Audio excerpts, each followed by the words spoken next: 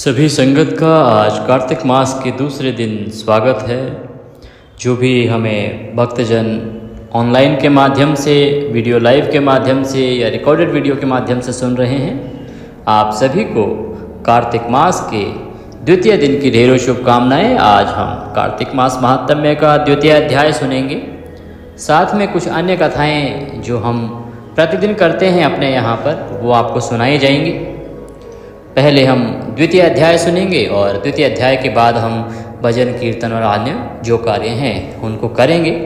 आपको जब तक लगे कि आपको हमारे साथ जुड़े रहना है, आप जुड़े रहिएगा जितना समय आपके पास हो, क्योंकि हमारे यहाँ तो सुबह के समय प्रतिदिन कीर्तन भी होता है, कथा भी होती है और सभी भगवत प्रेमी जो हैं वो एकत्र होकर भगवान की आराधना करते हैं। तो कार्तिक मास महात्म्य का आज दूसरा दिन है। पहले हम भगवान गणेश को याद करेंगे, माँ सरस्वती को याद करेंगे और गुरुदेव को प्रणाम करेंगे। उसके बाद हम आज का महात्म्य शुरू करेंगे। महात्म्य में वर्णन चल रहा था कि माँ सत्यभामा किस प्रकार से भगवान श्री कृष्ण से पूछती हैं अपने पिछले जन्म के बारे में कि ऐसा उन्होंने क्या पुण्य किया था कि उन्हें भगवान कृष्ण के रूप में वर मिला। तो भगवान श्री कृष्ण उनके पूर्व जन्म का वृतांत बता रहे हैं कि किस प्रकार से एक ब्राह्मण था और उस ब्राह्मण को राक्षस ने उसका भक्षण कर लिया। उसके बाद जब उसकी बेटी को ये सब पता लगा तो आगे क्या होता है वो सब हम अगले अध्याय में सुनेंगे। दूसरे अध्याय में आज हम सुनेंगे। ओम वक्रतुंड महाकाय सूर्यकोटि समप्रभ निर्विघ्नं कुरु मे देव सर्वकार्येषु सर्वदा। या देवी सर्वभूतेषु माँ सरस्वती रूपेण संस्थितये नमस्तस्यै नमस्तस्यै नमस्तस्यै नमो नमः। बोलिए माँ सरस्वती महारानी की जय, बोलिए गणेश जी महाराज की जय। ओम गुरुर्ब्रह्मा गुरुर्विष्णु गुरुर्देवो महेश्वरः गुरुर्साक्षात् परब्रह्म तस्मै श्री गुरुवे नमः। हम परम पूजनीय गुरुदेव को नमन करते हैं। अब हम सुनेंगे कार्तिक मास महात्म्य का द्वितीय अध्याय। जो प्रथम अध्याय नहीं सुन पाए हैं वो आज प्रथम भी सुन सकते हैं, क्योंकि बहुत सारे प्रांतों में कार्तिक मास महात्म्य प्रतिपदा से आरंभ होता है, परंतु नियम जो है कार्तिक स्नान का वो पूर्णिमा से पूर्णिमा का है। इसीलिए हमने कल पूर्णिमा के दिन अर्थात 17 तारीख से हमने आरंभ किया है और आने वाली जो कार्तिक पूर्णिमा है तब तक ये चलेगा। तो आप दोनों ही, अगर आपने प्रतिपदा से कार्तिक महात्म्य और कार्तिक स्नान शुरू किया है तो आप दोनों ही अध्याय सुन सकते हैं। दोनों अध्याय भी आपके लिए एक ही वीडियो में हम एक साथ सुनाएंगे। अभी हम द्वितीय अध्याय सुन लेते हैं।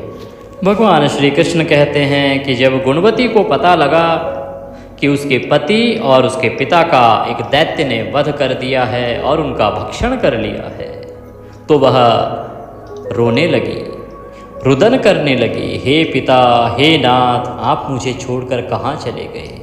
हे स्वामी, आपके बिना मैं क्या करूं? मेरा जीवन कैसे चलेगा? मैं आपके मैं आपकी राह तकती रह गई। हे पिता, आप इतनी जल्दी कहाँ चले गए? हे नाथ, मैं आपके बिना कैसे जीऊँगी? मैं कहाँ जाऊँ? मेरा भरण पोषण कौन करेगा? कौन खाने पीने को देगा? और मैं काम काज में चतुर भी नहीं हूँ। तुम्हारे बिना अनाथ हूँ, अब मैं किसकी शरण लूँ? मुझे तो समझ ही नहीं आता कि मेरा जीवन तुम्हारे बिना कटेगा भी कि नहीं। मेरा मन है कि मैं अभी अपना आत्मदाह कर लूँ। अब मैं किसकी शरण लूँ? मैं विधवा हो गई हूँ। विधाता मेरे ऊपर कोप हुआ है, मैं कैसे जिंदा रहूँ? श्री कृष्ण बोले, इस तरह विलाप करती हुई केले के पत्ते के समान कांपती हुई पछाड़ खाकर गिर पड़ी। थोड़ी देर में सावधान होकर फिर विलाप करने लगी। शोक समुद्र में डूबने लगी। उस गुणवती ने घर का सब माल बेचकर शास्त्र के अनुसार बहुत सावधानी के साथ अपने पति तथा पिता की क्रिया की और उसी शहर में विष्णु भगवान की भक्ति में तत्पर होकर शुद्ध शांति के साथ रहने लगी और अपने आजीवन तक एकादशी का व्रत और कार्तिक मास के व्रत आदि करती रही। उसने अपना जीवन ईश्वर भक्ति में समर्पित कर दिया। उसे सिर्फ और सिर्फ भगवान श्री हरि विष्णु की भक्ति ही दिखाई देती थी और वह दिन रात प्रभु की भक्ति में लीन रहने लगी। हे कांते, ये दोनों ही व्रत एकादशी और कार्तिक मास के जो व्रत हैं मुझे बहुत अधिक प्रिय हैं। इन व्रतों को करने से मोक्ष की प्राप्ति होती है, पुत्र और घर की प्राप्ति होती है। कार्तिक मास की तुला राशि पर सूर्य के आगमन के समय जो प्रातः काल स्नान करे वे महापापी भी भक्ति को प्राप्त करते हैं। जो मनुष्य स्नान, जागरण, दीपदान और तुलसी के वन का पालन करते हैं वे विष्णु के रूप में हैं। विष्णु भगवान के मंदिर में झाड़ना, सतिया काढ़ना तथा विष्णु की पूजा करते हैं वे मनुष्य जीवन से मुक्त होते हैं। इस प्रकार कार्तिक में जो मनुष्य 3 दिन भी इन नियमों का पालन करते हैं वे देवताओं के समान पूज्य होते हैं। फिर जो जीवन भर इनका पालन करते हैं उनकी समानता कहाँ हो सकती है। सो वह गुणवती हर वर्ष कार्तिक के व्रत व भक्ति पूर्वक विष्णु भगवान का नित्य प्रति पूजन करने लगी। वह व्रत अवस्था में ज्वर से पीड़ित होने पर भी गंगा स्नान करने को गई। एक बार जब वह बहुत बूढ़ी हो गई थी तो उसे ज्वर हुआ और उस ज्वर की अवस्था में भी उसने अपना नियम नहीं त्यागा। वो गंगा के किनारे गंगा का स्नान करने को गई। जैसे ही गुणवती जल में घुसी, जाड़े से थर थर कांपने लगी। वैसे ही उसने आकाश से आता हुआ एक विमान देखा। शंख, चक्र, गदा, पद्म आदि अनेकों शस्त्रों से युक्त विष्णु के समान स्वरूप वाले पार्षद गरुड़ ध्वजा व सुंदर अप्सराओं से युक्त विमानों में बैठाकर गुणवती को वैकुंठ ले गए और प्रदीप्त अग्नि के समान कांतिमान गुणवती कार्तिक व्रत के प्रभाव से विमान में बैठकर मेरे पास आई। जब ब्रह्मादि देवताओं की प्रार्थना से मैं पृथ्वी पर अवतरित हुआ तब वे गण भी मेरे साथ आए।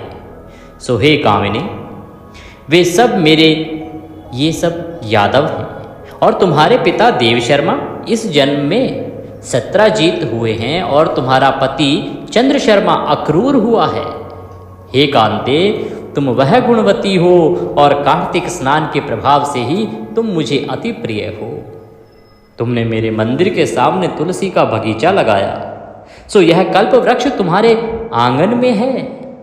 कार्तिक मास के दीपदान के प्रभाव से तुम्हारे देह व घर में लक्ष्मी स्थिर रहती है और संपूर्ण व्रत आदि प्रेम से विष्णु भगवान को अर्पण किए सो तुम मेरी पत्नी हुई। तुमने मृत्यु पर्यंत कार्तिक व्रत किए, इसीलिए मुझसे तुम्हारा वियोग नहीं होता। इसी प्रकार कार्तिक व्रत करने वाले तुम्हारी भांति प्रिय होंगे। हे सत्यभामा, ये कार्तिक मास मुझे अति प्रिय है। इस कार्तिक मास में मनुष्य के द्वारा किया जाने वाला एक एक कृत्य मुझे अति फलदायी लगता है। यदि एक दिन भी आप दीपदान करते हैं तो उससे भगवान श्री कृष्ण प्रसन्न होते हैं। आपको अवश्य ही कार्तिक में दीपदान करना चाहिए। भगवान कहते हैं कि यदि 3 दिन भी आपने कार्तिक के नियमों का पालन कर लिया तो भगवान आपका अवश्य ही उद्धार कर देंगे।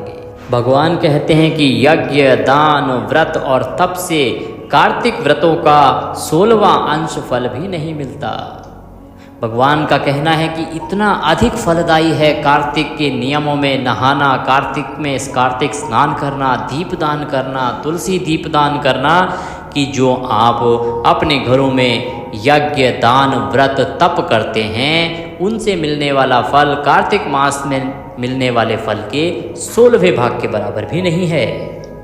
सूत जी बोले, सत्यभामा जी पूर्व जन्म के व्रतांत जानकर अति प्रसन्न हुई और भगवान कृष्ण को नमस्कार किया। इति कार्तिक महात्म्य द्वितीय अध्याय संपूर्ण। यहाँ पे आज की कथा को हम विराम देंगे। आज दूसरा अध्याय यहाँ पर पूर्ण हुआ। आज प्रतिपदा है और प्रतिपदा को हमने द्वितीय अध्याय पूर्ण किया है। इसी प्रकार से हम कार्तिक महात्म्य में आगे बढ़ाते रहेंगे। आपको इस दिन बाकी कहानियाँ भी सुननी चाहिए। कुछ कहानियाँ हमारे यहाँ पे माताएं बहनें बैठ के करती हैं।